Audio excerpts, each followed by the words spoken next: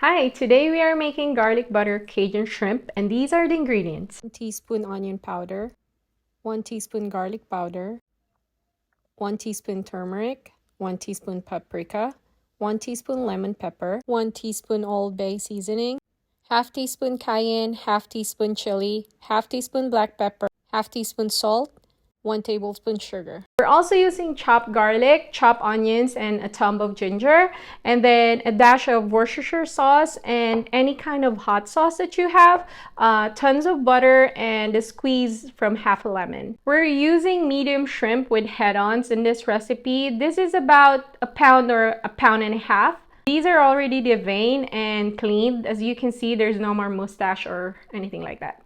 First, let's add a little bit of oil just so our butter doesn't burn. And then add your butter.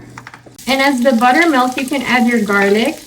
This will impart garlic flavor on your butter. Now I can add my onions and my ginger.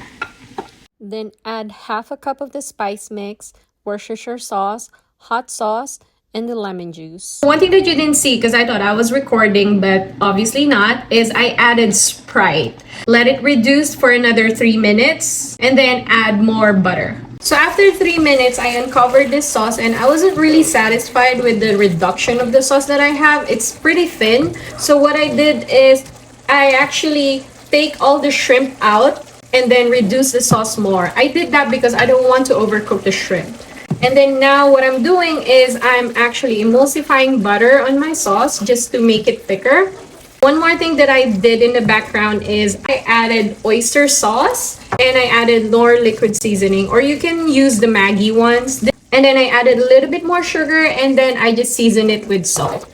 The sauce is pretty thick and it's the consistency that I want, so I'm just gonna add my shrimp back. This is exactly how you want it. The sauce is thick without overcooking the shrimp.